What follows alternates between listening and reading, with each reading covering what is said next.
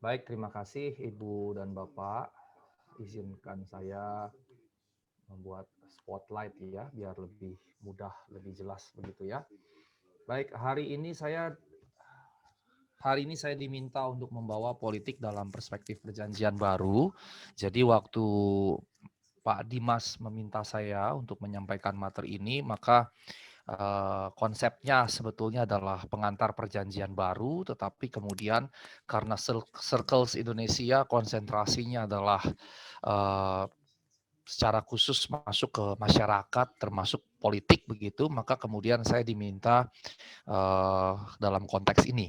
Nah, karena ini akan ada dalam beberapa sesi, seingat saya sekitar 4 sesi begitu ya, setiap minggu sampai 4 minggu.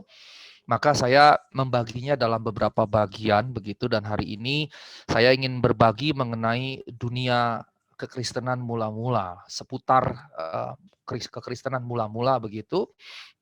Jadi saya ingin mengingatkan bagi ibu bapak sekalian, ini akan sangat membosankan. Ini akan sangat membosankan. Jadi dari awal saya ingatkan untuk ibu bapak konsentrasi penuh begitu ya. Konsentrasi penuh karena ini akan membosankan. Ini bukan menjadi sesuatu yang akan banyak tawa begitu, akan sesuatu yang banyak inspiratif gitu ya, atau motivatif gitu, karena saya bukan motivator. Eh, jadi akan banyak detail yang membosankan bagi Bapak sekalian. Ini disclaimer-nya begitu ya. Baik, saya akan memulai materi saya. Saya akan tayangkan dalam LCD, uh, dalam PowerPoint PPT. Baik, politik dalam perspektif perjanjian baru, dunia kekristenan mula-mula. Saya mulai dulu dengan pendahuluan ringkas saja mengenai kanon, Ibu Bapak yang terkasih.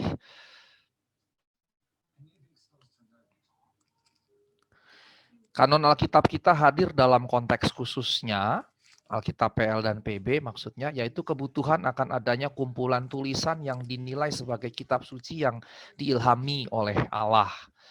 Demikian pula setiap kitab dalam Alkitab juga hadir dalam konteks khususnya. Konteksnya dalam segala aspek, bukan hanya politik, walaupun sekarang kita berfokus pada politik. Nah, konteks khususnya mencakup antara lain penulisnya beserta latar belakang dari si penulis, namun juga konteks sosial, politik, budaya, ekonomi, ilmu pengetahuan pada zaman penulis hidup. Sehingga ketika kita membaca Alkitab, kita kita wajib memperhatikan konteks-konteks tersebut yang aspeknya banyak tadi begitu ya. Satu konteks mungkin lebih tepatnya, tapi aspek dalam konteksnya yang banyak. Nah, ini menjadi demikian penting karena beberapa hal, yaitu berita atau kerukma yang disampaikan sang penulis, entah dia nabi begitu, karena Alkitab penulisnya banyak ragamnya.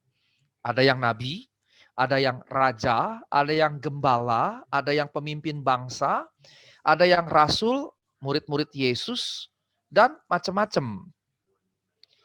Dan ini disampaikan di dalam konteks khusus masing-masing. Dan penerima Alkitab, ketika saya berkata penerima Alkitab, ini mesti saya camkan baik-baik, penerima Alkitab bukan kita. Kita bukan penerima Alkitab.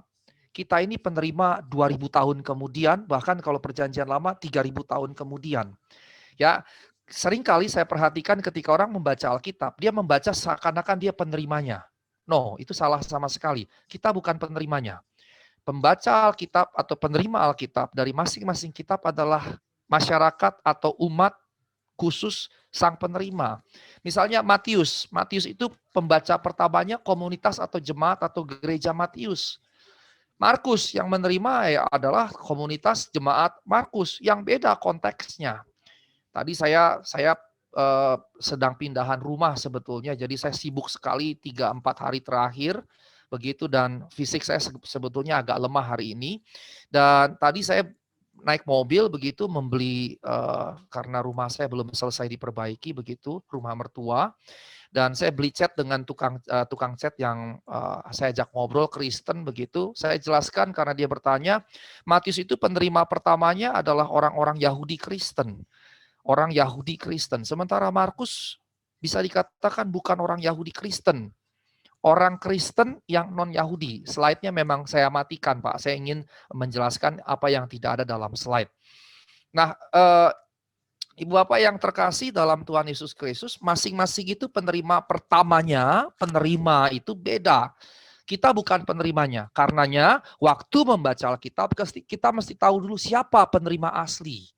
Siapa penerima asli untuk kita mengerti kemudiannya. Kenapa? Karena penerima asli pasti jauh lebih mengerti maksud dari surat atau kitab yang dituliskan dibandingkan kita. Mereka jauh lebih paham, sementara kita akan kesulitan paham. Nah, Ibu Bapak yang terkasih dalam Tuhan Yesus Kristus, ini mesti kita camkan supaya kemudian kita tidak salah membaca.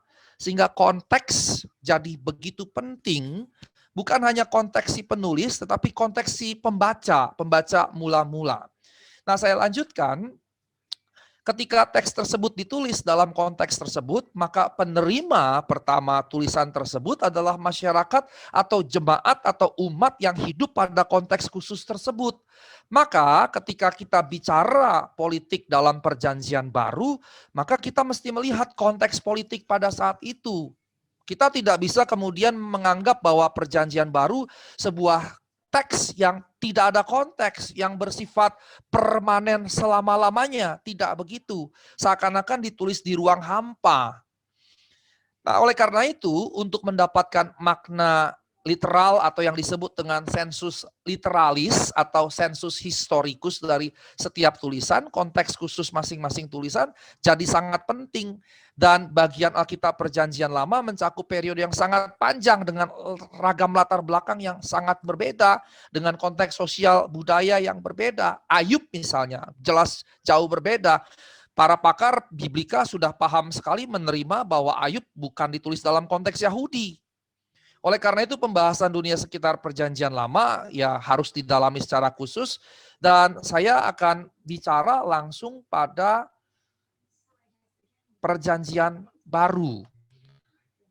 Dalam perjanjian baru, saya mau membaginya dalam kronologi Ibu Bapak yang terkasih ya.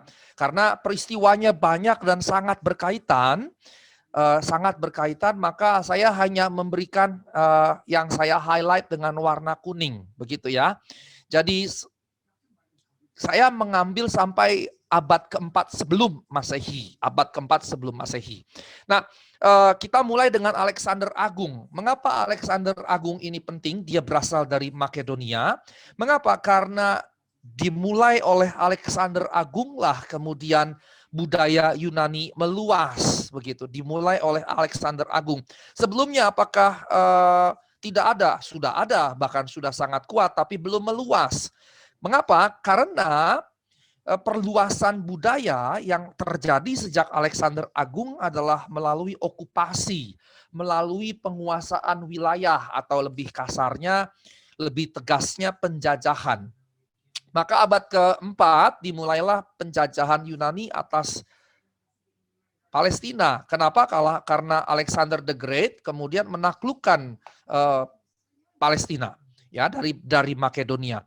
Kemudian Alexander Agung meninggal, ketika dia meninggal kekuasaannya dibagi-bagi. Kekuasaannya dibagi-bagi di antara pengganti-penggantinya. Namanya diadochoi atau diadochi.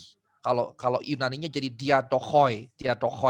Nah, teman-teman sekalian, diadochoi ini sebetulnya adalah generals, para jenderal yang menjadi pemimpin pasukan, yang memimpin pasukan Alexander ketika mereka menyerbu menguasai daerah-daerah.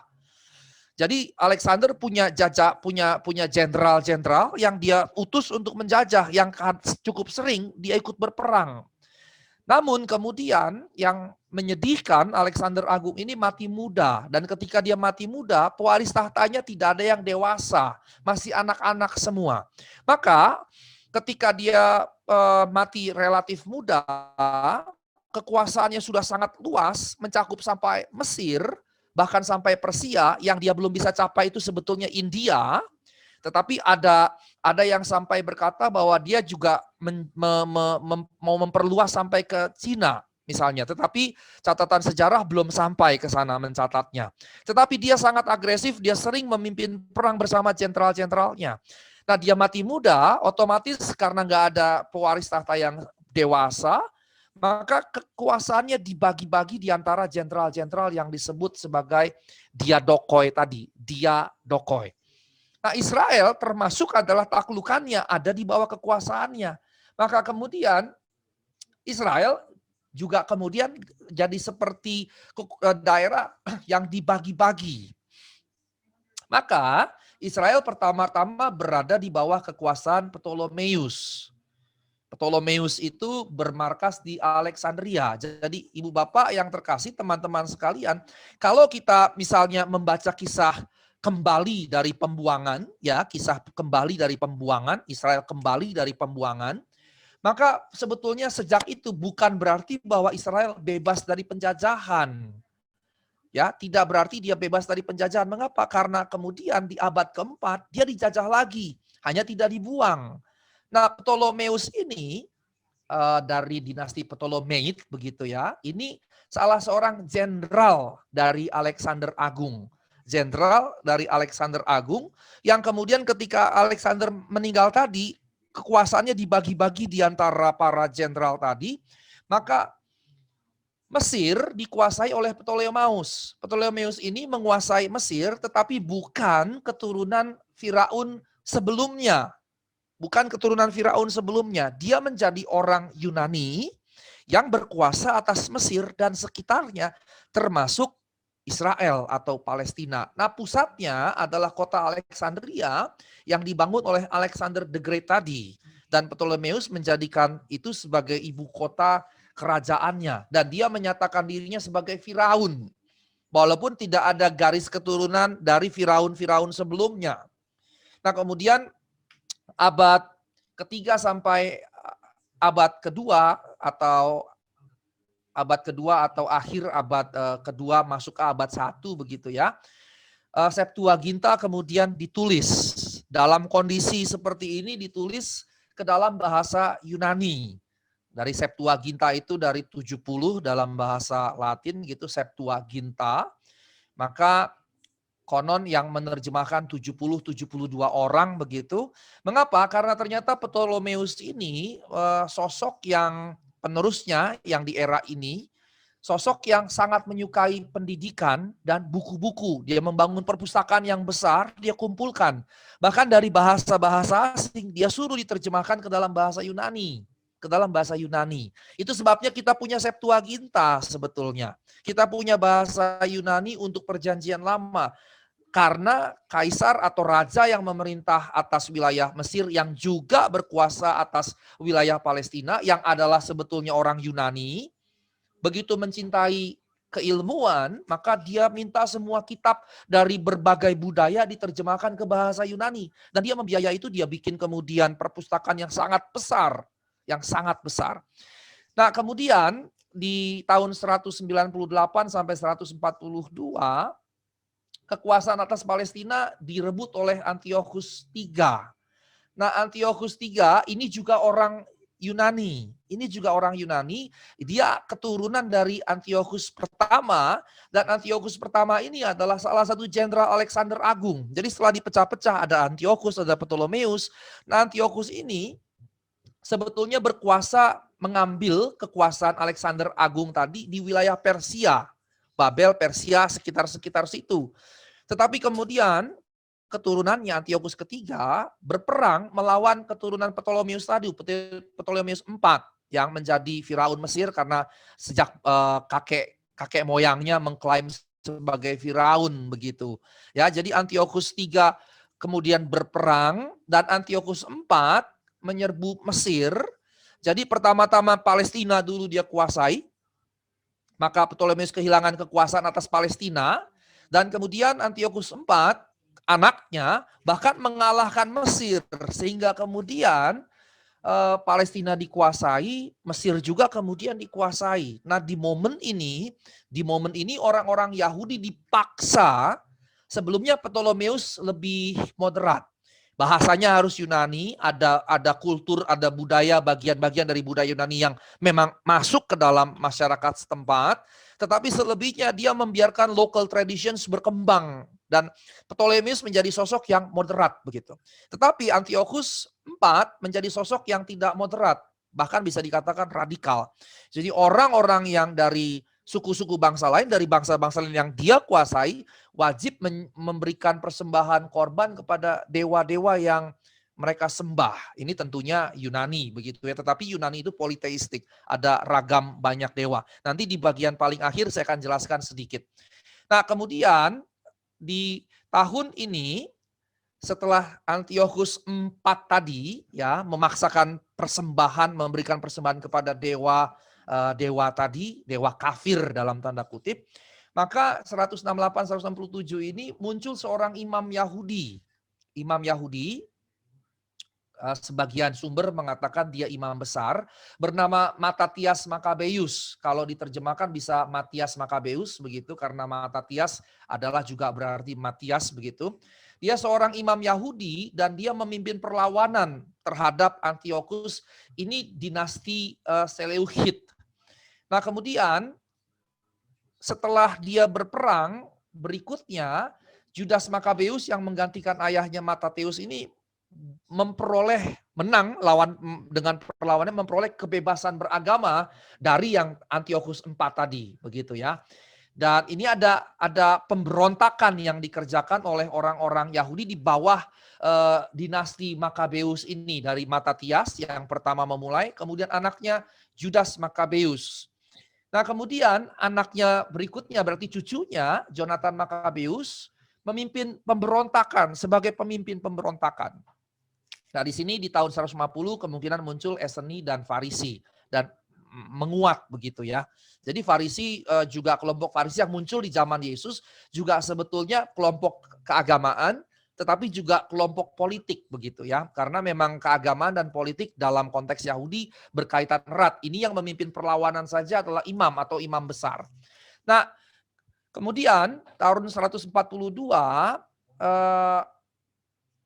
keturunan yang berikutnya lagi, jadi bayangkan ya turun-temurun perlawanan itu, Jonathan dan Simon Makabeus ini memperoleh kemandirian politis, artinya mandiri begitu, mandiri.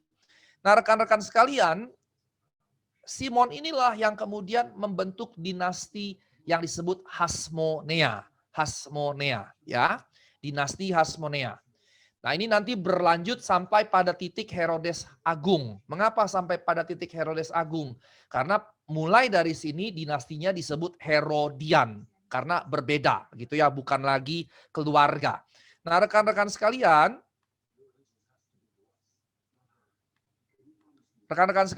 kemudian John Hyrcanus menggantikan Simon dan ini menarik di periode Yohanes Hyrcanus atau John Hyrcanus ini, saya mau stop dulu share saya karena ada yang saya ingin tekankan. Pada era John Hyrcanus ini, rekan-rekan sekalian, batas-batas kekuasaan atau batas-batas wilayah Israel atau Yahudi gitu ya, bangsa Yahudi atau Israel itu luas sekali, bahkan melampaui batas-batas kerajaan Israel pada masa kejayaan Salomo.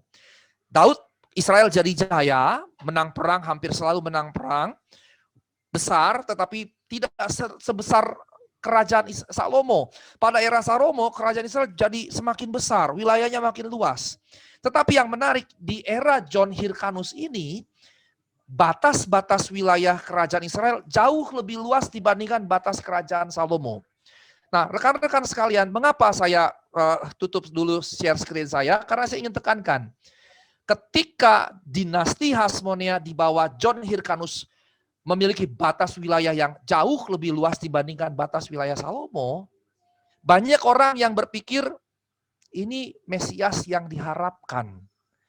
Ini Mesias yang diharapkan. Mengapa? Karena kejayaan Israel di era Daud dan makin jaya di era Salomo, kemudian hadir di era John Hyrcanus ini, Yohanes Hyrcanus ini. Mereka berpikir inilah mungkin yang dinubuatkan Tunas Isai tadi. Taruk Isai tadi, Tunas Isai, keturunan Daud. Tetapi kemudian jadi problem. Mengapa jadi problem? Makabe seorang imam. Berarti keturunan siapa? Lewi. Keturunan Lewi. Sementara nubuat yang ada dalam perjanjian lama, orang atau Mesias yang akan memulihkan kerajaan bagi Israel adalah keturunan Daud. Berarti keturunan Yehuda. Nggak bisa keturunan imam atau keturunan Lewi. Ini perhatikan nuansa politiknya kental sekali. Dengan kata lain, sebagian besar bangsa Israel kemudian tidak menerima bahwa merekalah yang dinubuatkan dalam perjanjian lama akan memulihkan kerajaan bagi bangsa Israel. Saya kembali ke share screen-nya karena yang saya mau tekankan sudah saya sampaikan. Nah kemudian setelah John Hyrcanus ini kekuasaan sangat besar, muncullah keturunannya Aristobulus berkuasa, kemudian Alexander Janneus. Dan di sini yang menarik adalah kemudian istrinya Salome Alexandra, karena Alexander Janneus kemudian mati begitu, Salome kemudian menggantikan suaminya sebagai penguasa atas orang-orang Yahudi. Nah sebelumnya karena mereka adalah imam besar, mereka juga merangkap jabatan raja dan imam besar. Tetapi Salome karena perempuan tidak bisa menjabat sebagai imam besar kan, kalau jadi ratu masih bisa, tapi jadi imam besar tidak mungkin begitu. Nah kemudian Aristobulus yang kedua memerintah, menggantikan orang tuanya.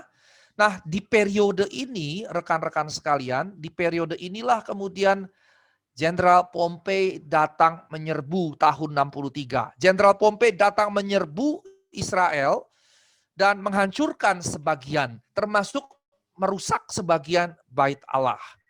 Nah di momen inilah dinasti Hasmonea kehilangan kekuasaan. Jadi rekan-rekan sekalian, ada cukup panjang sebetulnya, ada sekitaran 1 sampai 1,5 abad di mana dinasti Hasmonea dari Makabe tadi ya, dari Makabe mulai Matatias tadi dan seterusnya ya.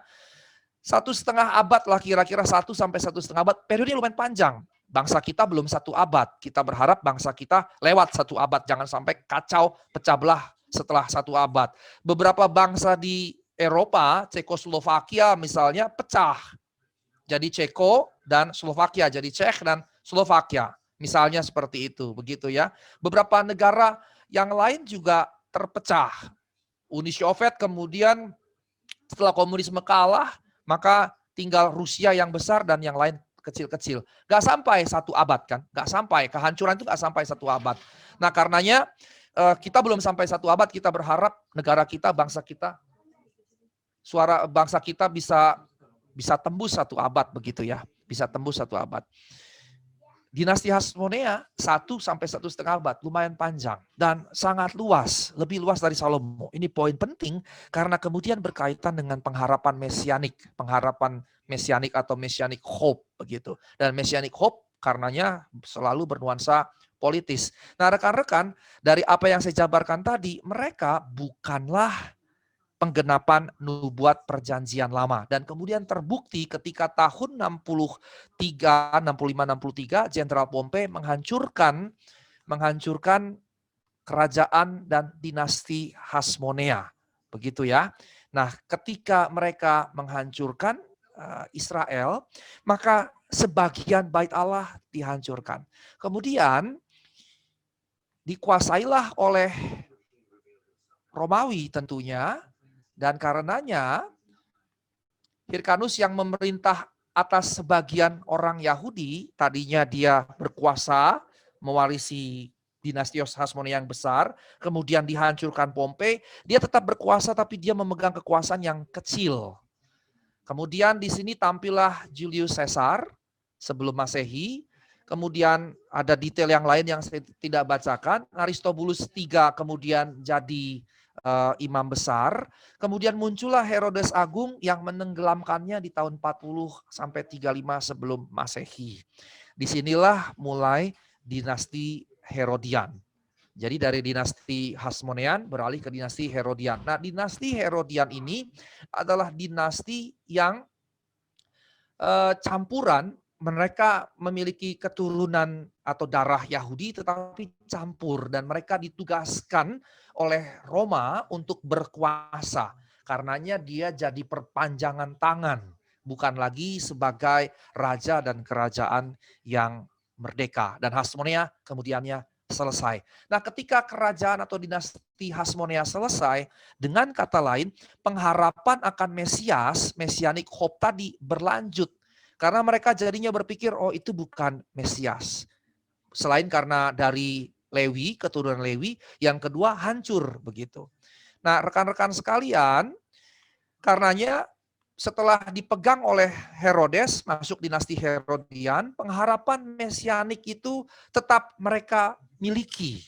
Bahkan justru makin kuat. Karena ternyata memang yang itu tadi, Hasmonea tadi, bukan Mesias. Nah kemudian,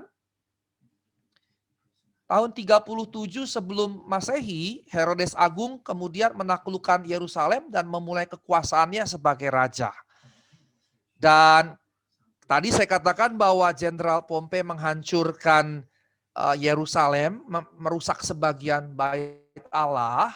Maka tahun 20 sampai 19 sebelum Masehi, Herodes membangun kembali bait suci di tentunya ada hal positif di sini secara politis dan secara keagamaan. Secara keagamaan dia menunjukkan dia menghargai keagamaan Yahudi karena dia punya darah Yahudi. Tetapi secara politis ini menunjukkan sikap yang sebelumnya dimiliki oleh Ptolemeus. Sikap yang dimiliki oleh Ptolemeus bahwa sikap moderat tadi bahwa budaya Yunani masuk, bahasa Yunani digunakan, tetapi tradisi lokal bahkan agama lokal diizinkan berkembang. Diizinkan menjalankan dalam kebebasan. Nah, pada periode ini juga muncul dua rabi pemimpin, Syamai dan Hillel. Nah, rabi ini menjadi penting rekan-rekan sekalian. Rabi Syamai dan Hillel ini jadi penting karena dia menjadi dua mazhab yang berbeda. Dia jadi dua mazhab yang berbeda. Di mana letak perbedaannya? Kemarin saya baru japri gitu chatting dengan salah seorang pendeta yang dari sinode yang kemarin saya dari kampus kerjasama dengan kampus melatih untuk ilmu tafsir. Maka kemudian dia chatting tentang perkataan Yesus bahwa tidak boleh bercerai kecuali karena zina. Maka saya jelaskan bahwa Yesus sebetulnya merujuk salah satu mazhab. Mazhab tadi ada dua tadi. Yang satu, orang bebas bercerai. Suami bebas menceraikan istrinya bahkan atas dasar yang absurd sekalipun. Misalnya masak terlalu asin, terlalu asem, atau terlalu tawar, atau terlalu pahit. Itu bisa jadi alasan untuk menceraikan istri di mazhab yang pertama. Di mazhab yang kedua, dia ketat sekali. Gak boleh bebas menceraikan istri. Harus betul-betul atas keberatan yang sah. Maka para pakar berkata bahwa Yesus berasal dari mazhab itu. Mazhab itu yang bahwa syarat bercerai itu harus ketat. Dan Yesus memberi syarat bahkan makin ketat. Yaitu hanya karena berzina. Maka saya katakan kepada pendeta itu, kebetulan beliau juga perempuan, saya katakan di situ Yesus sebetulnya sedang membela perempuan. Mengapa? Karena dalam konteks zaman Yesus, perempuan itu betul-betul kelas 2.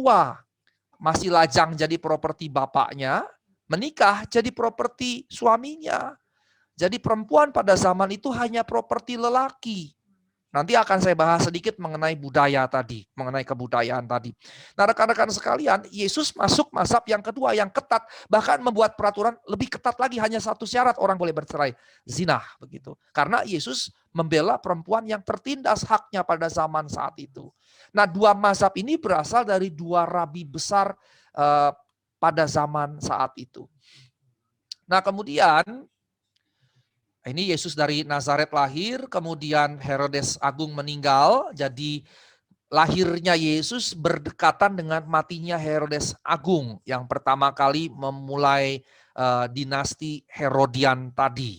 Kemudian putra-putra Herodes ini di dalam Alkitab juga disebut ya, ada Archelaus Antipas Filipus ini disebut di dalam Alkitab memerintah atas Palestina, atas tanah Palestina, atas Israel. Nah, kemudian saya lompat saja langsung, ada permulaan pelayanan Yohanes Pembaptis di sini. Jadi kemudian hadir Pontius Pilatus, kemudian pelayanan Yesus dilakukan di Galilea. Kalau Bapak perhatikan tahunnya kira-kira diperkirakan segitu, dia lahirnya antara -6 sampai -4 kira-kira begitu. Kemudian mati antara tahun 29 sampai 30. Ini yang agak ketat gitu, kalau yang lebih moderat 28 sampai 35, 28 sampai 35. Ini yang sedikit lebih ketat batas waktunya begitu. Nah kemudian rekan-rekan sekalian, Stefanus jadi martir, kemudian ada pertobatan Rasul Paulus. Nah kemudian muncul Herodes Agripa I yang jadi raja atas Samaria dan Yudea. Jadi tidak dalam wilayah yang luas sekali. Kemudian ada tahun 44 Petrus dipenjara, Rasul Yakobus dipenggal. Kemudian 46-48 Rasul Paulus memulai penginjilannya. Kemudian orang-orang Yahudi diusir dari Roma. Nah, saya akan sedikit ulas ini.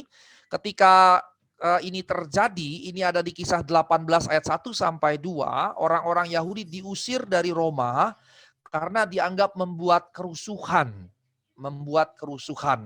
Di beberapa tulisan sejarah ini disinggung sedikit. Misalnya oleh Josephus, ini disinggung sedikit ada kerusuhan karena apa? Karena nama Kristus. Kalau dalam buku Josephus disebut Kristos, bukan Kristos. Tetapi para pakar menganggap bahwa Kristos ini kemudian dipahami Kristos. Nah, rekan-rekan sekalian, kemudian Paulus melakukan perjalanan misi yang kedua, kemudian melakukan perjalanan misi yang ketiga.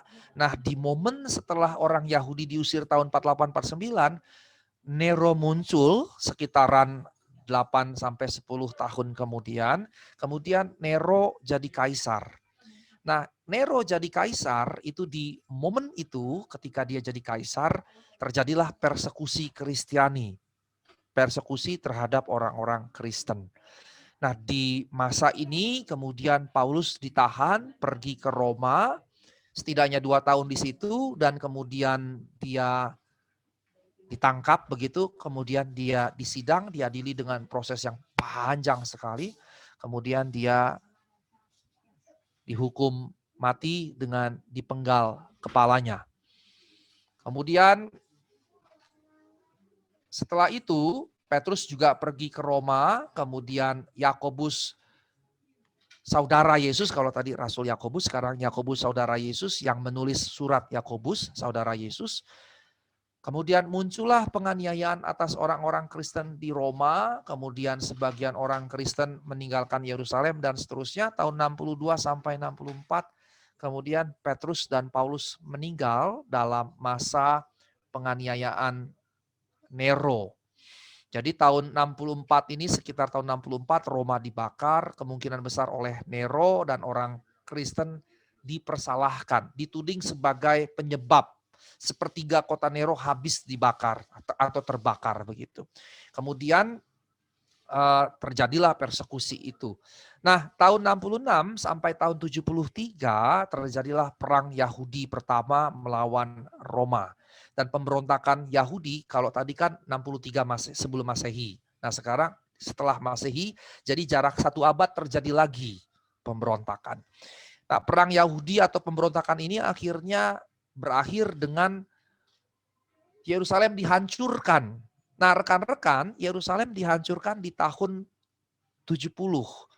Nah, ini saya mau tegaskan satu hal. Kalau Ibu Bapak membuka Markus 13 ayat 1 sampai 13, kemudian di Matius pasal 21, kemudian di Lukas pasal 21, ada nubuat Yesus tentang kehancuran atau penghancuran bait Allah, bait suci. Maka ceritanya para murid datang ke bait Allah bersama Tuhan, setelah keluar, kemudian para murid bilang kepada Tuhan begini, Tuhan lihat itu betapa megahnya bangunan-bangunan itu. Nah, bangunan itu memang begitu megah dan orang-orang ini berasal dari daerah Galilea, pesisir Danau Galilea begitu. Artinya daerah perkampungan kan. Pergi ke Yerusalem yang saat itu adalah kota metropolitan. Ini seperti kalau opung saya gitu dari Samosir datang ke Jakarta. Kagum lihat gedung-gedung yang gede gitu kan. Nah, para murid kagum lihat kompleks Bait Allah. Saat itu Bait Allah bukan cuma satu bangunan, tapi ada banyak bangunan. Ada di situ bait sucinya yang ada kemah, yang ada ruang Maha Kudus, ruang kudus dan ruang pelataran. Kemudian ada pengadilan untuk imam-imam yang melanggar, ada pengadilan untuk perempuan-perempuan, rakyat perempuan yang melanggar, ada pengadilan untuk lelaki yang melanggar. Kemudian ada kantor-kantor lainnya begitu ya. Jadi itu kompleks yang besar dan gedungnya memang megah-megah. Dan ketika mereka bilang begitu, Yesus bilang, "Kamu lihat, nanti akan tiba masanya di mana itu akan dihancurkan dan tidak ada batu terletak di atas batu yang lain." Versi Markus, para murid bertanya, "Lalu apa tanda kesudahannya?" Di versi Matius lebih tajam. Apa tanda kesudahan dunia? Kesudahan dunia, akhir zaman. Tetapi di versi Lukas tidak ada pertanyaan itu. Tidak ada pertanyaan itu. Mengapa? Karena waktu Markus menulisnya, kalau dia menulis tahun 60, maka Yerusalem belum dihancurkan, Bait Allah belum dirubuhkan. Kalau Matius menulis tahun 70, maka dia ada di antara masa itu. Tetapi Lukas yang menulis tahun 80 lebih, berarti dia menulis dalam realitas Bait Allah sudah dihancurkan. Sehingga dia paham sekali ini bukan tentang akhir zaman. Ini bukan tentang akhir zaman. Tetapi ini lebih kepada perlawanan, pemberontakan yang hasilnya kekalahan. Tetapi Yesus sudah nubuatkan tahun 30 bahkan sebelumnya. Dia bicara cuma 40 tahun ke depan. Sehingga waktu dia bernubuat Bait Allah akan dihancurkan, dia bukan bernubuat tentang akhir zaman yang jauh nanti. Sehingga dengan kata lain, rentang antara nubuat itu dengan kedatangannya kembali itu panjang sekali. Tetapi kehadiran Yesus secara jasmani 2000 tahun lalu mengawali apa yang Alkitab bahasa Indonesia sebut sebagai zaman akhir. Sebagai zaman akhir. Tetapi bukan akhir zaman. Akhir zamannya kedatangannya kembali. Nah, antara kedatangannya yang pertama tadi dan kedatangannya kembali, rentang waktunya panjang sekali. Antara nubuat kehancuran Bait Allah dengan kedatangan anak manusia, yang di Markus hanya satu pasal, pasal 13, yang di Matius hanya dua pasal, pasal 24, 25, yang di Lukas juga cuma satu pasal, pasal 21, itu bicara rentang waktu yang panjang sekali. Panjang sekali. Sehingga kehancuran Bait Allah bukanlah akhir zaman, tetapi zaman akhir. Kapan akhir zamannya? Kita nggak tahu, tapi masih panjang sekali. Nah, rekan-rekan, mengapa saya singgung ini? Karena kejadian politis tadi dalam Injil-Injil dikatakan sudah dinubuatkan oleh Yesus. Dan ketiga Injil memasukkannya dalam rangkaian pengajaran tentang akhir zaman. Walaupun di Lukas gagasan akhir zaman di topik itu tiada, dihapuskan oleh Lukas. Matius malah menegaskannya karena dia ada di momen-momen itu. Sehingga suasana akhir zaman menurut Matius nyata begitu. Lukas yang sudah lewat 10 tahun udah lihat realitasnya hancur, tetapi bukan akhir zaman, dia menghapuskan aspek akhir zaman dalam nubuat Yesus tentang kehancuran Bait Allah. Nah, ini menariknya bahwa ketiga Injil dilihat dari cara yang relatif berbeda seperti tadi. Nah, rekan-rekan sekalian, kembali kepada apa yang terjadi secara politis pada era itu,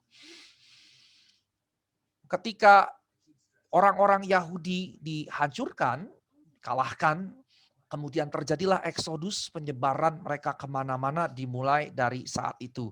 Nah, tahun 70 sampai 95 terjadilah periode yang disebut terowongan karena ini kayak periode tenang.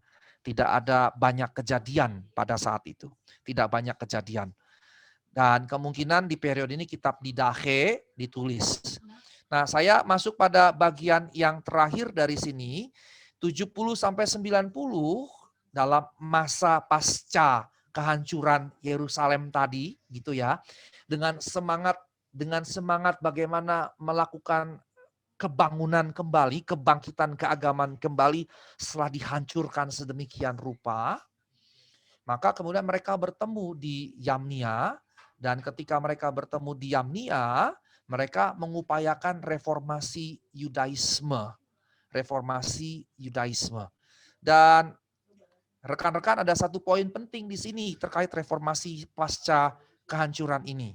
Mengapa? Karena begini, bagi bangsa Yahudi, bangsa yang menjadikannya mereka bangsa adalah Yahweh sudah pasti, kemudian umat, kemudian tanah.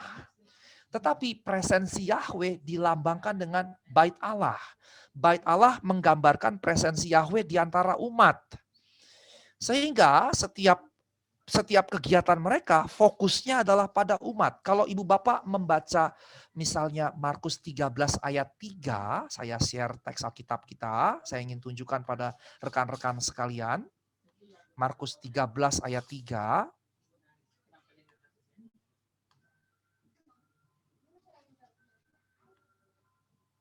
Maka kalau rekan-rekan membaca Markus 13 ayat 3 di sini ya, ketika Yesus duduk di atas Bukit Zaitun berhadapan dengan bait Allah. Posisi Bukit Zaitun dengan posisi bait Allah itu berhadap-hadapan.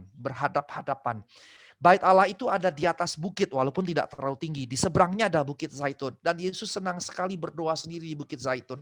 Dan yang menarik perhatikan di sini berhadapan dengan bait Allah sebetulnya menunjukkan apa? Sebetulnya menunjukkan Yesus sedang melihat kepada bait Allah. Dan ini sebetulnya jadi tradisi orang Yahudi. Orang Yahudi berdoa kiblatnya kepada bait Allah. Kalau dia di Yerusalem, dia berdoa menghadap bait Allah. Kalau dia di Bethlehem, dia berdoa menghadap Yerusalem. Ini kiblatnya mereka dan ini yang diwariskan kemudian turun-temurun. Kalau kita tentu nggak punya kiblat. Tetapi poin saya yang saya mau sampaikan di sini adalah rekan-rekan sekalian bahwa di dalam era Yesus, setelah ini dihancurkan, pada era Yesus mereka masih punya bait Allah, itu jadi pusat peribadahan mereka, bahkan sembahyang mereka menghadap bait Allah. Kalau Yerusalem menghadap bait Allah, kalau Nazaret menghadap Yerusalem. Tetapi ketika bait Allah yang dihancurkan, apa yang tersisa? Maka bisa dikatakan ruh dari keberagaman mereka seperti dihancurkan. Ruh keberagaman seperti dihancurkan. Maka sebagai contoh yang lain, kalau tadi saya gambarkan sebagai kiblat, contoh yang lain adalah persepuluhan. Persepuluhan. Saya tidak ingin menyinggung tradisi keuangan sistem tata gereja rekan-rekan sekalian, tetapi saya mau beritahu, sejak bait Allah dihancurkan, maka profesi imam-imam, profesi orang-orang Lewi, profesi keturunan Harun itu tidak ada lagi. Tidak ada lagi.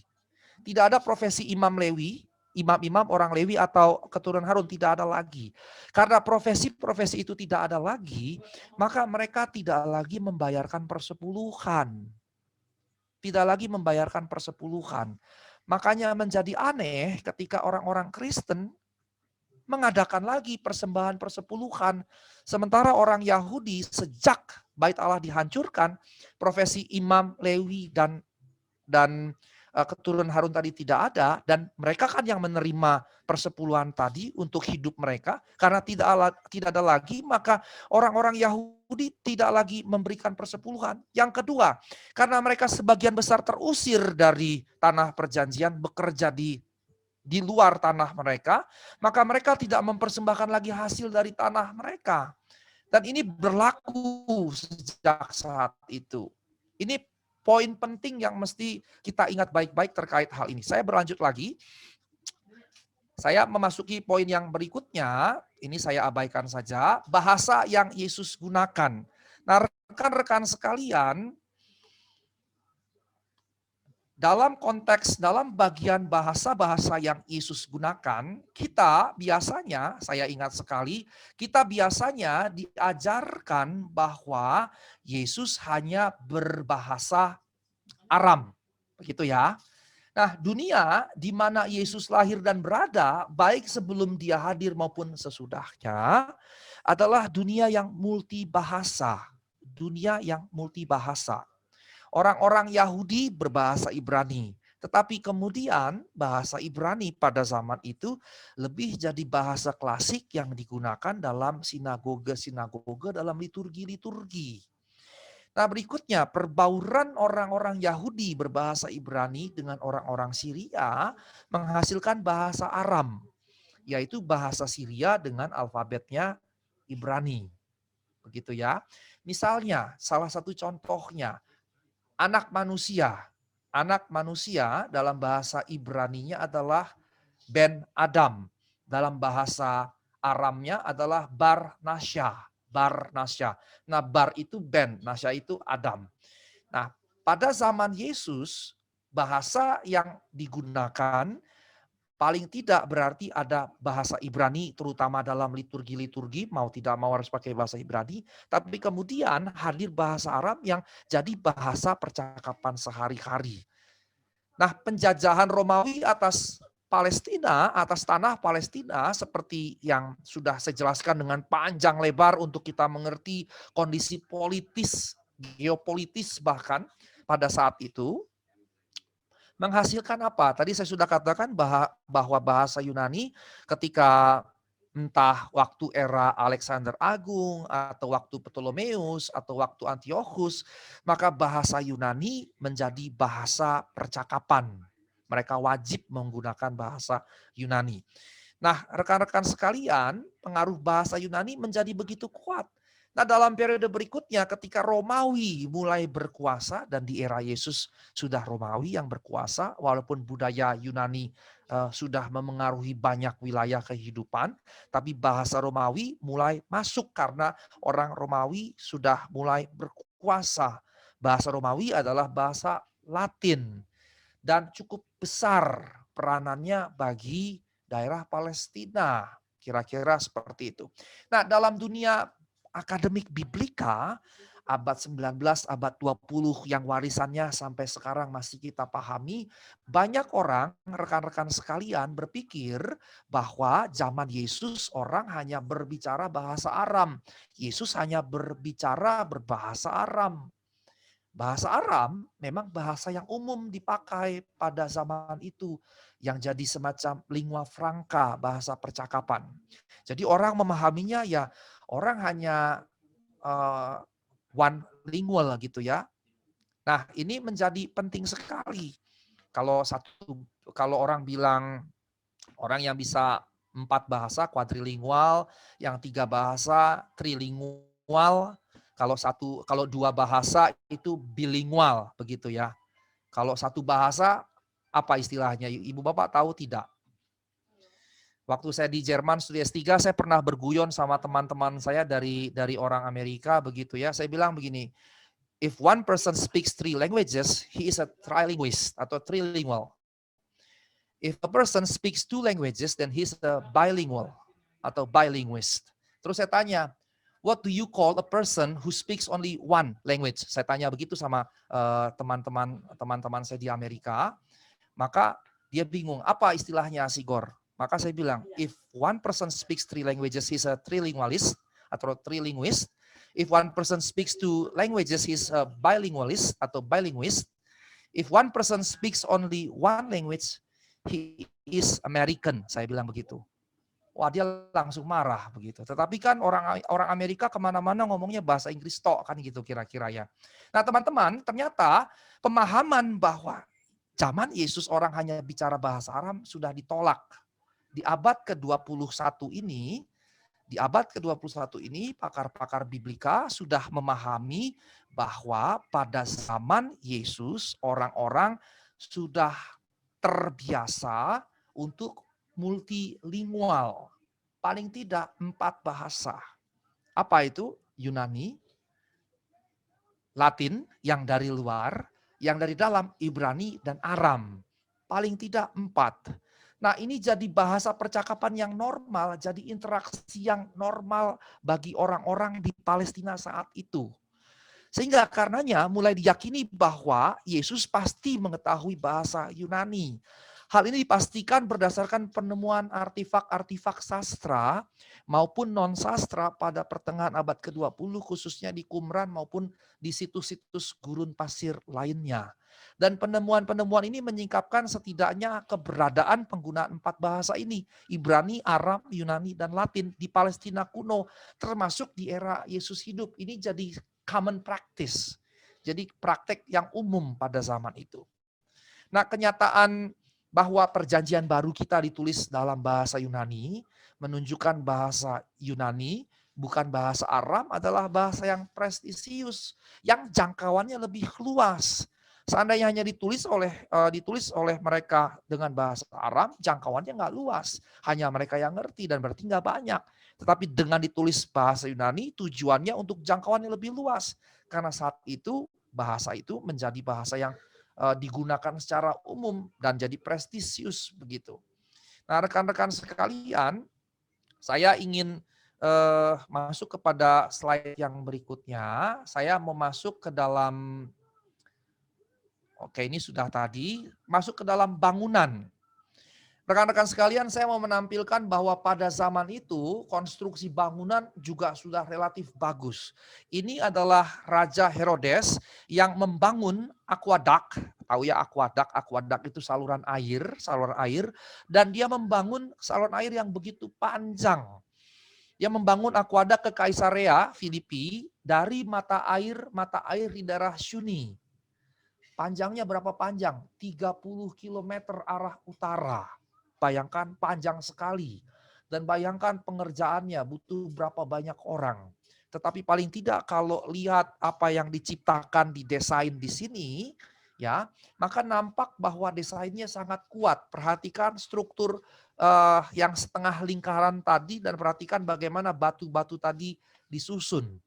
Ini yang dikerjakan dan saranya dilanjutkan pada abad kedua oleh Raja Hadrian.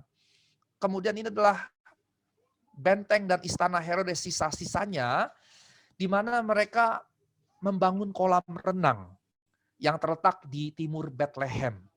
Dan waktu pemberontakan Yahudi I melawan Romawi, ini kemudian dihancurkan. Nah teman-teman perhatikan bahwa pada era ini mereka sudah membangun bukan hanya benteng dan istana tetapi kolam renang. Bahkan yang menarik kemudian, Herodes Agung yang pertama tadi dari dinasti Herodian yang pertama ya, yang menghancurkan dinasti Hasmonea, dia membangun di istananya rumah mandi atau ya karena dibikin dalam rumah begitu ya, dalam model rumah. Dan ini dibikin untuk menghadapi musim dingin di kota Yeriko di dalam Perjanjian Baru. Jadi perhatikan di sini bahwa ini sauna gitu kira-kira ya. Dan kalau kita di zaman modern kita bisa bersauna begitu ya. Kita bisa pergi ke sauna di umum atau kita bisa mandi dengan air panas di bathtub atau di bak begitu ya. Whirlpool begitu. Maka zaman Herodes ini keistimewaan seorang raja begitu. Tetapi perhatikan bahwa ternyata bagus sekali.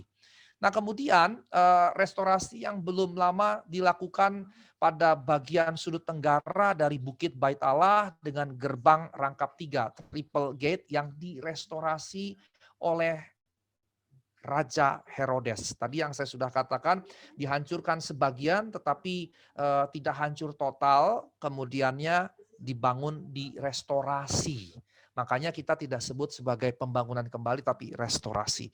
Ketika tadi dalam sejarahnya saya berkata bahwa kemudian tahun 70 Jenderal Titus menyerbu kembali dan menghancurkan, di situ Yerusalem hancur, Bait Allah betul-betul hancur. Tapi kalau di era Herodes dia merestorasi, jadi tidak hancur total, hanya sebagian. Dan ini adalah maket yang digambarkan dibuat seperti ini kira-kira. Nah, ini reruntuhan sebagian bangunan istana Herodes Filipus dan Herodes Agripa II di Kaisarea pada abad 1 Masehi.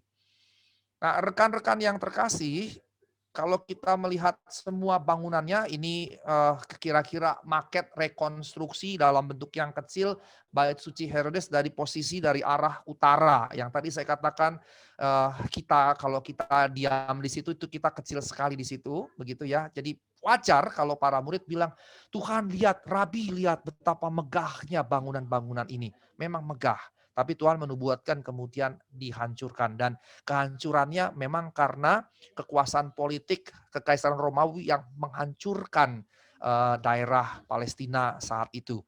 Nah kemudian saya mau masuk pada pokok yang berikutnya. setelah saya bicara sedikit tentang teknologi dan bangunan dari kekaisaran saat itu, saya masuk dalam budaya. Dalam masyarakat Timur Tengah kuno maupun Mediterania kuno, kolektivitas adalah karakteristik budaya yang sangat kental, di mana setiap individu adalah bagian dari masyarakat. Setiap individu bagian dari masyarakat. Ya, ini juga umumnya adalah karakteristik dari setiap budaya di Asia. Kita juga begitu tentunya ya. Saya yang orang Batak merasakan sekali begitu. Nah, kekeluargaan dan keluarga menjadi pusat kehidupan setiap pribadi, setiap individu pada saat itu. Dan keluarga yang dimaksud mencakup keluarga inti atau keluarga mandiri, tetapi juga kemudiannya mencakup budak-budak, kemudian keluarga-keluarga dari budak-budak tersebut, termasuk juga anak-anak mereka. Kemudian dalam ekstensi yang lebih besar mencakup pekerja-pekerja mandiri yang bekerja bagi keluarga inti. Jadi ada keluarga inti, kemudian ada lingkaran yang lebih luas budak dengan keluarga dan anak-anak mereka. Dalam lingkaran yang lebih luas pekerja-pekerja mandiri yang bekerja bagi keluarga inti. Jadi besar begitu ya, besar. Nah kemudian ketika kita bicara tentang gender, maka bagi orang-orang Yahudi umumnya yang berlaku tentu kita paham adalah Taurat Musa. Dan dalam Taurat Musa, gender itu terlihat sekali gap-nya. Terlihat sekali gap-nya. Gap itu terlihat misalnya kalau kita lihat jejak-jejaknya. Misalnya perempuan yang pendarahan. Perempuan yang pendarahan. 12 tahun dia pendarahan dan pendarahan tersebut membuat dia jatuh miskin karena tabib-tabib tidak menyembuhkan tapi hanya memiskinkan mengeruk kekayaannya. Dan menurut imamat orang yang terkena perempuan pendarahan jadi najis, benda yang terkena perempuan pendarahan jadi najis. Kemudian orang yang terkena perempuan tadi atau orang yang terkena benda yang terkena perempuan tadi juga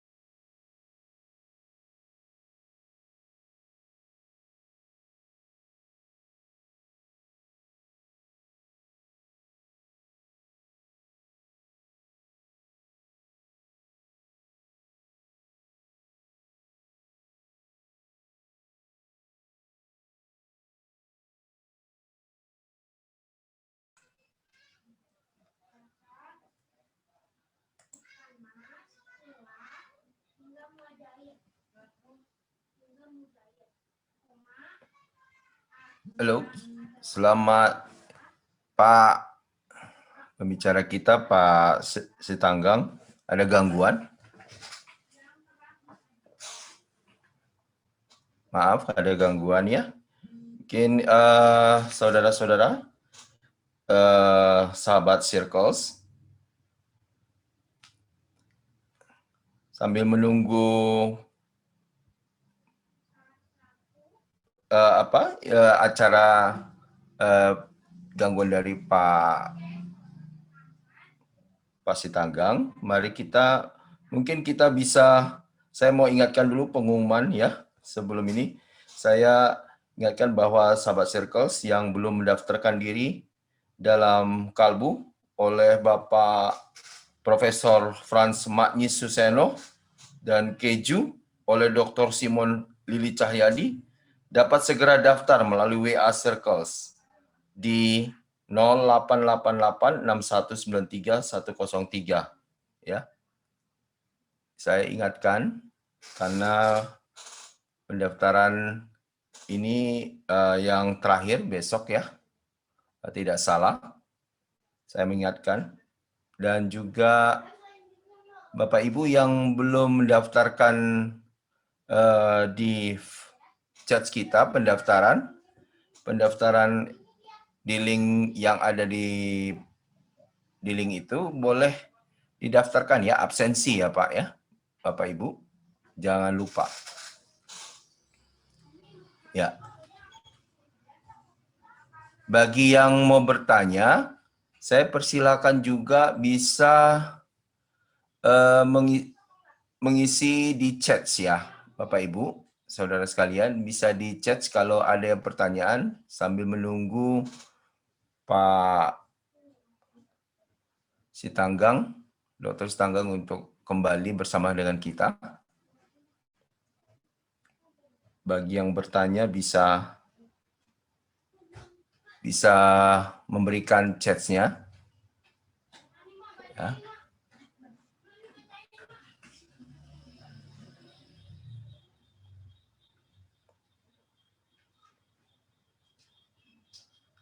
Kita masih ada waktu, sebenarnya 5 menit lagi sebenarnya beliau bisa memaparkan, tapi belum hadir bersama-sama kita. Baik. Apakah sudah ada yang mau bertanya di chat? Silakan Bapak Ibu.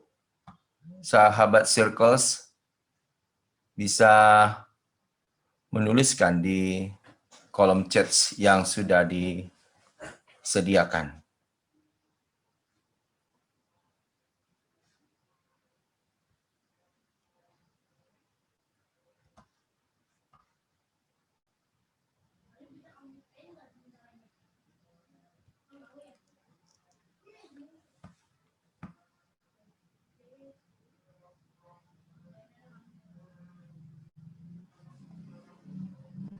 Ya. Apakah ada yang ingin bertanya? Kalau saya sebenarnya ada yang mau saya tanya.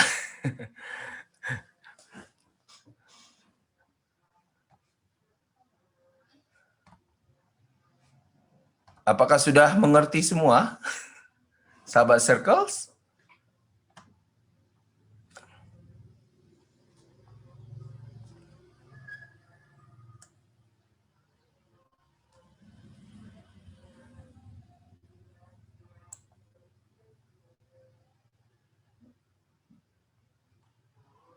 Baik, terima kasih. Sahabat Circles, Meta ya, sudah bertanya.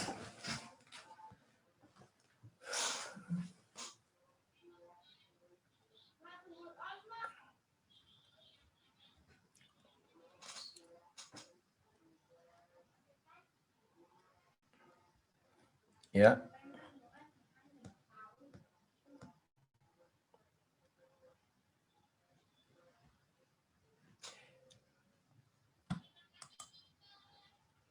Ya, jadi ini kita masih memaparkan, pemaparan ini adalah masih sifatnya memang mendasar ya, pemaparan dari kitab Perjanjian Baru, masih kita bicara hal-hal dari sejarah, dari kitab suci, dari kalau bisa dikatakan ini introduction ya, perkenalan supaya kita melihat makna dari dasar biblikalnya, ya, melihat dari peristiwa-peristiwa yang disampaikan tadi, banyak hal-hal yang disampaikan itu kita bisa melihat ada proses dari politik di mana perubahan-perubahan terjadi di masa-masa itu. Jadi kita bisa melihat dari tadi bicara dengan Alexander Agung, Herodias, ya, Antiochus, Simon Maccabeans. Jadi memang kita perlu memahami dulu sejarahnya dari awal. Nanti kita akan melihat konteks dalam kekinian sekarang. Mungkin itu ya.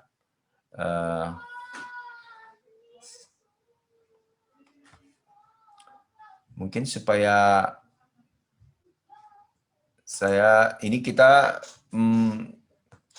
waktu kita masih ada, kita sampai jam 9.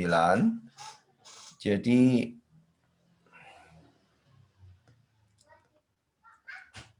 saya ingatkan sekali lagi Bapak Ibu, saudara sahabat Circles, jangan lupa untuk absensi supaya kita bisa sahabat Circles bisa mendapatkan informasi kegiatan-kegiatan kita selanjutnya, karena kita juga ada WA grupnya, sehingga sahabat Circles tidak akan ketinggalan apa yang mau kegiatan-kegiatan kita setiap minggu ya, setiap hari Senin akan Circles ini akan banyak materi-materi yang sangat memberkati baik dalam politik, budaya, sosial ya, filsafat yang bisa memperkaya wawasan saudara sekalian, sahabat Circles. Jangan lupa absensi ya, sambil menunggu narasumber kita. Jangan lupa absensinya tolong diisikan. Dan juga jangan lupa juga acara yang dalam waktu dekat ini akan ada yang sangat baik, dan saya tunggu-tunggu juga ini, Romo Magnis Suseno ya, seorang filsafat ya, juga mengerti, sangat kritis ya dalam berpolitik, apalagi juga kalau kita pahami dari Serikat Jesuit ya, sangat kritis menyampaikan pandangan-pandangan politik yang alkitabiah ya, yang kita juga bisa dapat nikmati bersama-sama. Jangan sampai ketinggalan, sahabat Circles, untuk hadir bersama-sama. Dan itu ada sertifikat juga bagi yang mengikuti sampai 4 kali ya berturut-turut, akan ada sertifikat yang bisa ya. Baik, udah Pak Sigor sudah hadir bersama dengan kita. Silakan Pak. Waktu kita tinggal 5 menit mungkin ya Pak ya.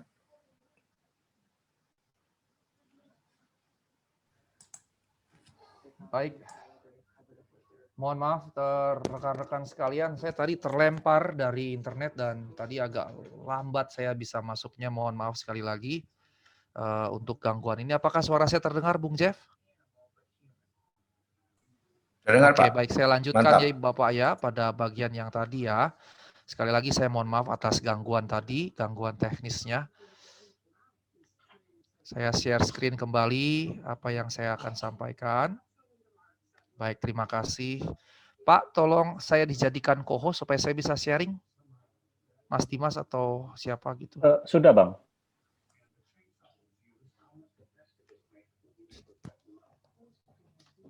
Awas, Nak.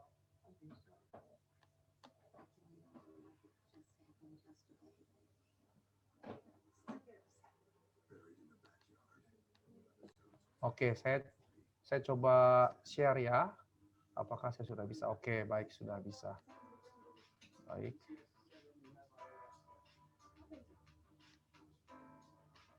Tadi sudah sampai di budaya dan sudah sampai di gender ya. Oke, terkait gender, maka umumnya akan berpatokan pada Taurat, dan tadi saya sudah berkisah tentang contoh dari perempuan pendarahan tadi. Perempuan tersebut menurut peraturan Taurat dia menjadi najis sepanjang dia pendarahan, entah pendarahan menstruasi normal bulanan ataupun karena sakit penyakit atau sebab-sebab yang lain. Nah, dalam konteks perempuan si pendarahan tadi, dia 12 tahun, orang yang terkena dirinya, tersentuh dirinya, benda-benda yang tersentuh dirinya, dan orang-orang yang tersentuh dengan benda-benda atau orang-orang yang bersentuhan dengan dia, itu kemudiannya juga turut menjadi najis. Jadi teman-teman bisa dibayangkan ketika seorang perempuan kemudian mengalami pendarahan, maka dia jadi najis dan menajiskan orang. Jadi kenajisan itu viral gitu. Kenajisan itu viral. Itu menurut peraturan Taurat. Dan ini jadi bias gendernya luar biasa. Tadi saya sudah katakan bahwa dalam konteks budaya saat itu, perempuan di bawah lelaki. Perempuan kalau dia lajang milik bapaknya, kalau dia menikah milik istrinya. Hanya sebatas properti, kira-kira seperti itu. Dan yang menarik dalam kisah perempuan yang pendarahan tadi, menurut imamat, menurut pemahaman budaya Yahudi berdasarkan Taurat tadi, orang yang terkena, benar yang terkena jadi najis, maka waktu si perempuan pendarahan menyentuh Yesus, dia berkata, asalku jamah saja jubahnya maka aku sembuh. Maka yang terjadi, perempuan itu tidak menajiskan Yesus, kenajisannya tidak viral, tidak menular kepada Yesus, tetapi sebaliknya teks Alkitab mengatakan ada kuasa yang mengalir keluar dari diri Yesus, justru kuasa Yesus yang viral. Alih-alih dia yang menajiskan Yesus, justru kuasa Yesus kemudian menguduskan dia. Nah, ini sebetulnya juga menunjukkan perlawanan Yesus terhadap bias gender yang ada di masyarakat saat itu, yang berbasis pada Taurat, tetapi juga berlaku dalam budaya masyarakat sekitar, dan tentunya politik begitu. Kita tadi contohnya tadi Salome Alexandra ketika suaminya meninggal dia jadi ratu, tapi dia tidak boleh jadi imam besar karena tentunya tidak boleh menurut Taurat begitu. Jadi dengan kata lain ada hal-hal yang kemudian bukan hanya dikritisi oleh Yesus, tetapi bahkan juga dilawan oleh Yesus. Nah, saya masuk ke dalam share saya yang berikutnya.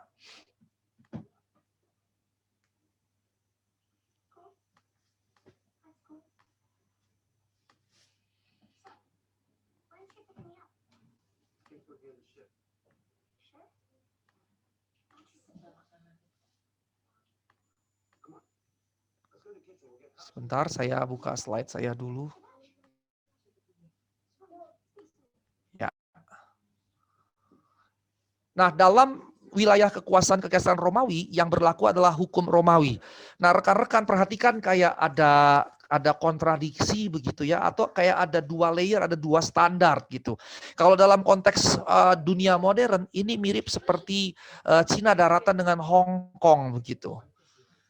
One nation, two system, kira-kira begitu. Nah, di sini juga jadi menarik. Palestina, Israel di bawah kekuasaan Romawi yang berlaku hukum Romawi, tetapi pada masyarakat Yahudi sendiri berlaku kemudian juga hukum masyarakat Yahudi.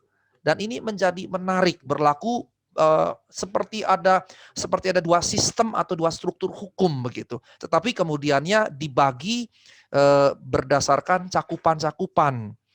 Nah, kalau Taurat tentunya mencakup kehidupan masyarakat yang berkaitan dengan keagamaan, tetapi terkait dengan kehidupan misalnya keuangan, pajak, dan segala macamnya, maka yang berlaku tentunya adalah aturan Romawi. Nah, rekan-rekan yang terkasih, yang menarik dalam aturan Romawi ini adalah bahwa pada tahun 19 sebelum Masehi, Kekaisaran Romawi mengeluarkan hukum yang mengatur perkawinan dan kelahiran anak. Ini perhatikan hukumnya teman-teman ya, perhatikan hukum yang diberlakukan oleh Kekaisaran Romawi. Memberikan insentif bagi mereka yang melahirkan anak. Saya stop share dulu. Ini di Indonesia ada tidak insentif bagi yang melahirkan anak? Bayangkan 2000 tahun yang lalu Kekaisaran Romawi sudah punya prinsip insentif bagi kelahiran anak. Nah, yang berikutnya, kemudian seorang wanita merdeka dibebaskan tanpa tutela, tanpa penjaga laki-laki jika memiliki 3 anak. Kita lihat dalam budaya sekarang, dalam peraturan-peraturan negara tertentu saja, ada peraturan seorang tidak boleh jalan tanpa pendamping penjaga lelaki, dalam istilah saat itu tutela. Begitu. Kemudian yang menarik ada peraturan lagi, wanita budak jika punya 4 anak, dia dimerdekakan. Dengan kata lain sebetulnya mereka punya juga peraturan yang kalau dalam konteks masyarakat Yahudi tahun Yobel. Seorang mantan dosen STT Jakarta yang sudah kembali ke Inggris, David L. Baker menuliskan buku tentang kemiskinan dalam Perjanjian Lama dan membandingkan hukum Taurat dengan hukum di masyarakat sekitar pada zaman itu, pada ya sejak Taurat hadir begitu ya. Misalnya membandingkannya dengan Kodeks Hammurabi, membandingkannya dengan beberapa aturan hukum masyarakat sekitar. Pada zaman itu hanya Israel yang punya peraturan pembebasan budak, tahun pembebasan tadi. Tetapi kemudian pada zaman sebelum Yesus lah kira-kira muncullah kekaisaran Romawi dengan peraturan pembebasan budak bagi perempuan karena punya 4 anak. Bayangkan saya kagum sekali dengan apa yang dihadirkan di sini untuk bayangkan untuk cara berpikir, untuk values, untuk sistem, untuk nilai pada saat itu. Kemudian juga ada peraturan terhadap hubungan-hubungan yang tidak diinginkan, termasuk hubungan seksual dan lain-lain. Diatur sedemikian rupa. Kemudian ada pengaturan prostitusi. Pengaturan prostitusi. Kalau kita mau jujur, bangsa kita belum berhasil untuk poin ini, kita belum berhasil. Kita malah gila-gilaan begitu ya. Pada satu sisi kita berwajah begitu agamis, tapi pada sisi yang lain praktik ini marak sekali. Pengaturannya sama sekali tidak ada. Saya ingat sekali teman-teman yang terkasih, waktu saya S1, kuliah S1 tahun 95 ke 96, kami wajib praktek lapangan dan saat itu saya memilih praktek ke lokalisasi prostitusi di Keramat Tunggak, Jakarta Utara. Tapi kemudian lokalisasi itu ditutup begitu, dijadikan pusat keagamaan. Tetapi apa yang terjadi kemudian? Para prostitusi itu turun ke jalanan. Yang niatnya dilokalisasi malah nyebar. Begitu. Anak-anak kecil SD itu bisa berpapasan dengan mereka bahkan mulai jam 10-11 pagi di sepanjang jalan itu. Saya nggak usah sebut ya, di sepanjang jalan itu. Bayangkan jadinya kan nggak sehat sama sekali begitu. Nah kita nggak punya pengaturan seperti itu. Kalau kita mau lokalisasi kita dianggapnya melegalkan prostitusi segala macam. Padahal bukan itu tujuannya. Nah ketika bicara prostitusi saya jadi tertarik dengan apa yang dikembangkan di masyarakat misalnya di Swedia. Mereka membuat undang-undang tentang prostitusi, melarang prostitusi, tetapi yang dihukum bukan pelacurnya, tetapi pengguna jasanya. Pengguna jasanya yang dihukum. Sehingga Swedia dengan peraturannya yang diubahkan begitu, bisa menekan tingkat prostitusi tinggal 0,01%. Luar biasa sekali begitu. Nah perhatikan bahwa cara berpikir orang Romawi saat itu, 2 milenia yang lalu, sudah diatur sedemikian rupa. Seharusnya kita yang hidup di 2 milenia kemudian, seharusnya jauh lebih maju dari cara berpikir orang-orang Romawi itu. Tapi ternyata orang Romawi jauh lebih maju, padahal 2 milenia yang lalu, 2000 tahun yang lalu. Itu baru satu contoh. Yang berikutnya, kemudian kondisi ini ada pelarangan perzinahan segala macam begitu ya, jadi ketat begitu ya. Dan ini menjadi latar belakang bagi surat-surat Paulus. Memang pada masyarakat saat itu, kepriaan dianggap superior, mendominasi, lebih berkuasa. Sementara wanita kewanitaan dianggap inferior, didominasi, kurang berkuasa. Tetapi dari sini, 2 milenia yang lalu kita bisa melihat bahwa virtues, values and virtues-nya menurut saya sangat maju untuk zamannya. Nah, saya masuk sekarang pada bagian yang berikutnya, etnisitas. Dalam konteks etnisitas, maka saya ingin berbagi secara cepat bahwa ada 9 komponen yang membentuk sebuah etnis. Ada 9 komponen yang membentuk sebuah etnis. Dalam dunia Mediterania kuno yang berlanjut kemudian, 9 komponen ini menyatukan sebuah etnis menjadi sebuah etnis. Misalnya kekeluargaan, keluarga besar begitu ya, dari keluarga inti, kemudian ada budak-budak dengan keluarganya, dengan anak-anaknya, kemudian pekerja-pekerja bebas, mandiri, yang menyatu menjadi sebuah keluarga besar begitu. Nah kemudian selain itu nenek moyang yang sama, Israel menjadi satu bangsa karena keyakinan nenek moyang yang sama. Kemudian tanah begitu ya, tanah air. Kemudian budaya yang sama. Kemudian bahasa yang sama, kemudian sejarah bersama. Sejarah yang dilalui bersama baik oleh dirinya dan oleh keturunan-keturunannya kemudian. Kemudian agama, dan ini memang yang sulit karena pada konteks zaman saat itu, satu suku bangsa akan cenderung memiliki satu agama dengan satu dewanya tersendiri. Begitu. Nah yang berikutnya adalah phenotypical features. Misalnya warna rambut, warna kulit, warna bola mata, tinggi badan, dan seterusnya. Dan yang terakhir tentunya nama. Dan ini terlihat setiap suku bangsa punya model penamaan yang berbeda-beda. Nah pada zaman Yesus maka 9 komponen etnisitas inilah yang kemudian membentuk bangsa Yahudi secara keseluruhan. Saya masuk kepada bagian yang terakhir dari Yunani Romawi. Nah, Ibu Bapak yang terkasih dalam Tuhan Yesus Kristus, sekarang saya masuk ke dalam keagamaan dari bangsa Yahudi. Bangsa Yahudi memiliki keagamaan yang politeistik. Keagamaan yang politeistik. Dan karenanya, karena dia politeistik, maka dia memiliki struktur yang tinggi sekali. Yang paling atas itu, paling awal sekali adalah disebut chaos. Dari chaos kemudian anaknya menggantikan chaos adalah Kronos. Kemudian dari Kronos, anaknya menggantikan Kronos adalah Zeus. Tetapi ada versi yang kedua, sebelum Kronos itu muncul Uranus dan Gaia. Uranus itu diterjemahkan di Alkitab kita surga. Chaos itu chaos, kekacauan. Kalau Ibu Bapak membaca Kejadian 1, pada mulanya bumi belum berbentuk gitu ya, maka tofu wafohu itu arti harfiahnya kacau balau. Sehingga ada kesemiripan, ada kesejajaran, keselarasan, gagasan antara Yudaisme dengan mitologi Yunani kuno tentang awal mula segala sesuatu. Dalam Kejadian, awal mula kekacauan, kacau balau. Dalam mitologi Yunani, dewa paling pertama yang disebut ancient god gitu, dewa kuno, itu adalah chaos. Setelah chaos, Kronos. Kronos artinya waktu, dewa waktu. Kemudian setelah Kronos muncullah Zeus. Zeuslah yang sejak saat itu dipahami sebagai kepala dewa atau supreme god. Tapi versi yang berikutnya antara chaos dengan Uranus, antara chaos dengan Kronos, hadirlah Uranos yang kemudian dalam Alkitab kita disebut sebagai surga.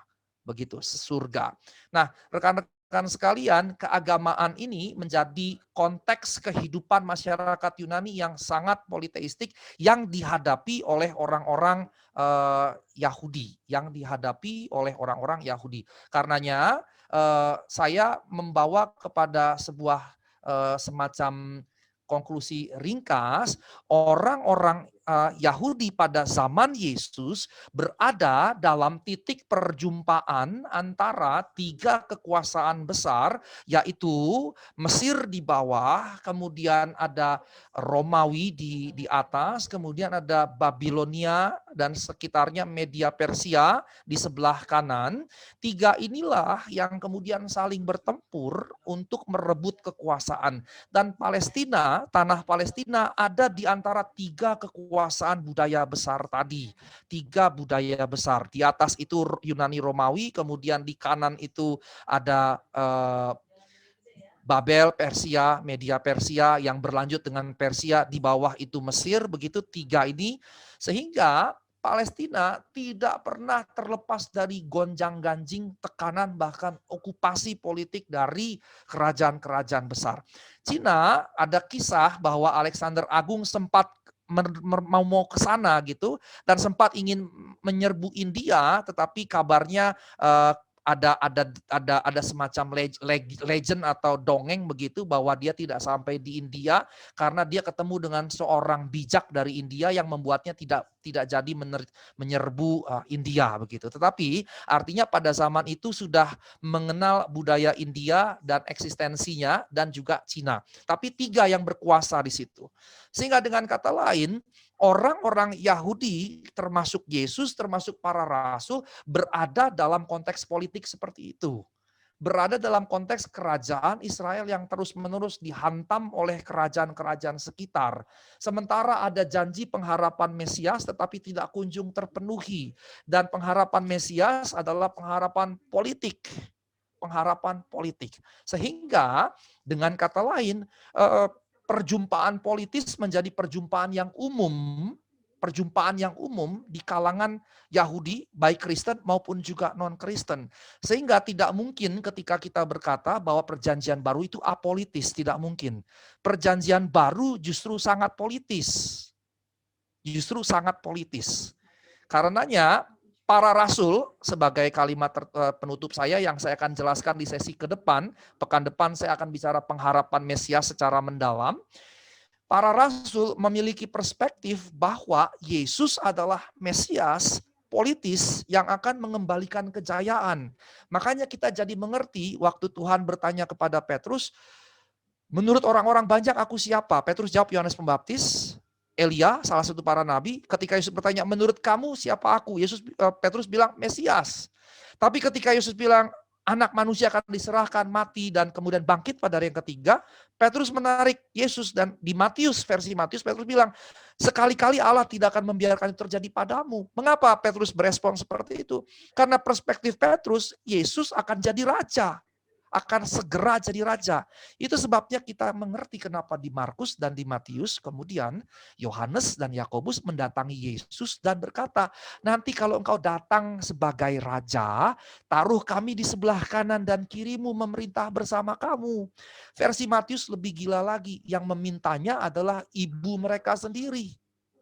Ibu dari Yohanes Yakobus meminta Yesus supaya menjadikan mereka menteri-menteri Yesus, karena di benak mereka Yesus akan jadi raja. Nah, bisa dibayangkan Yesus memberi makan 4.000 orang, 5.000 orang dengan hanya bahan pangan yang sedikit. Yesus membangkitkan orang mati 3 kali, menyembuhkan orang, mencelikan orang buta, membuat orang tuli mendengar, membuat orang bisu bicara, lumpuh bangun. Bayangkan kalau orang seperti itu jadi raja, maka kejayaan bangsa Israel dipulihkan. Dan yang terpenting, Yesus keturunan Daud. Dinasti Hasmonea bukan keturunan Daud. Sehingga aspek politik di situ justru sangat kuat. Nah, rekan-rekan sekalian, saya sudah selesai, sekaligus sedikit memberikan pengantar pada sesi pekan depan. Saya akan bicara tentang pengharapan mesianik di dalam perjanjian baru yang akan tentunya dilihat dari perspektif tersebut. Sekian, terima kasih, saya serahkan kembali kepada moderator.